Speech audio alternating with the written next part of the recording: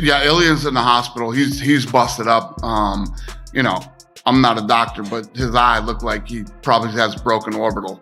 I don't know that's not a fact, but I'm just assuming. And my plans for him are to go home and rest and recover and take his time. And you know, tonight was a rough night for him. I just want to make sure he's healthy and good, and not even thinking about him fighting again. Just want him to go home and relax and rest and heal.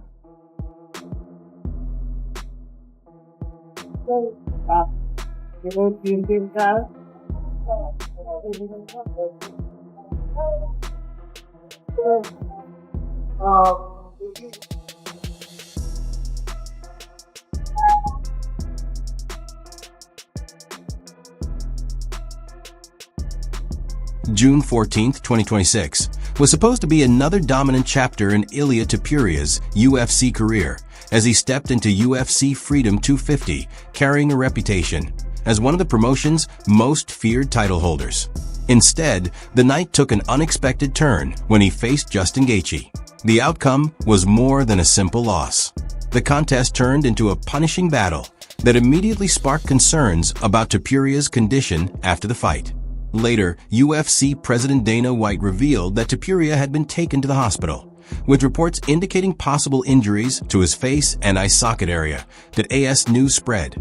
Fans and fellow fighters began speculating about how much damage he had actually suffered during the bout.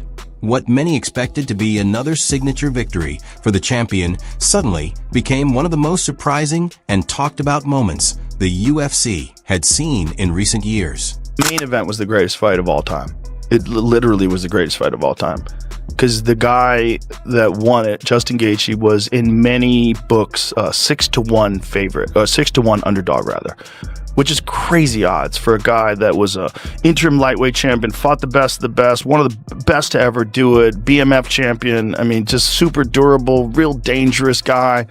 And that's how good Ilia Topuria is. That's how good Ilia Topuria is. Ilia Topuria, in many people's eyes, is the most skilled of the new generation, and the new generation is the most skilled of all time. And Ilia was like the top of the mountain. And most people thought that he was going to be too much, and he was too much for a while. And he almost took Justin out in the second round.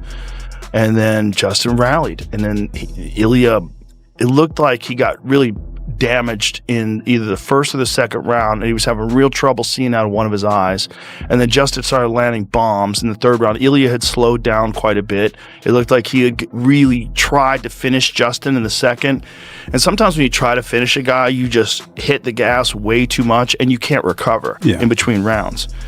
And Justin recovered, and Justin started battering Ilia in the third and fourth. And by the end of the fourth round, Ilia quit on his stool. What made the result so unexpected was the fighter involved. Joe Rogan wasn't referring to a newcomer or an unproven contender. He was talking about Ilia Topuria, a champion many believed was among the most complete fighters of his generation. Early in the fight, everything seemed to be going according to plan, with Topuria applying relentless pressure while Justin Gaethje focused on staying in the contest. But the direction of the fight suddenly changed. At the championship level, a single strike, a minor mistake, or a tactical adjustment can completely alter the outcome.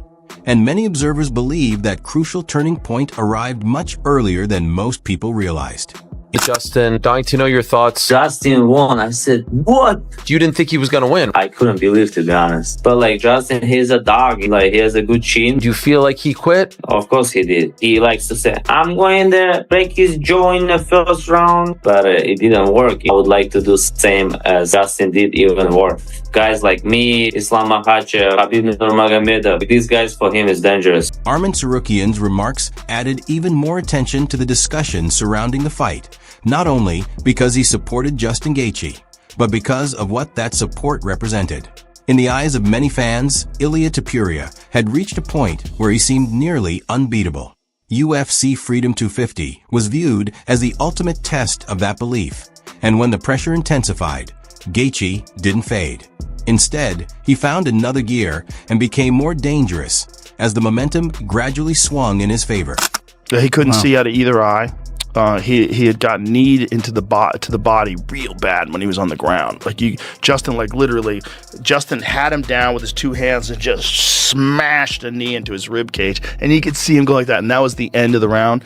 And then he had to retire on his stool. And you think he broke a rib? That probably could have happened, but I think maybe more significantly was the eye damage. Both of his eyes were swollen shut. His nose was fucked up.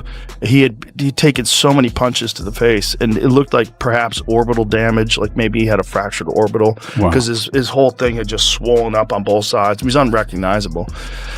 And, the guy hung in there as long as he could. But when you can't see, you can't see. And when you're that battered, sometimes it's smart to stop. And he's a very smart guy. And I think he realized, I can't defend myself right now. At that point, the discussion moved beyond who won and who lost. The focus shifted to the damage Topuria may have suffered. Reports involving eye injuries, orbital trauma, and possible vision problems immediately raised concern throughout the MMA community. Fighters can often push through pain, fatigue, and even serious physical injuries, but competing with impaired vision is an entirely different challenge.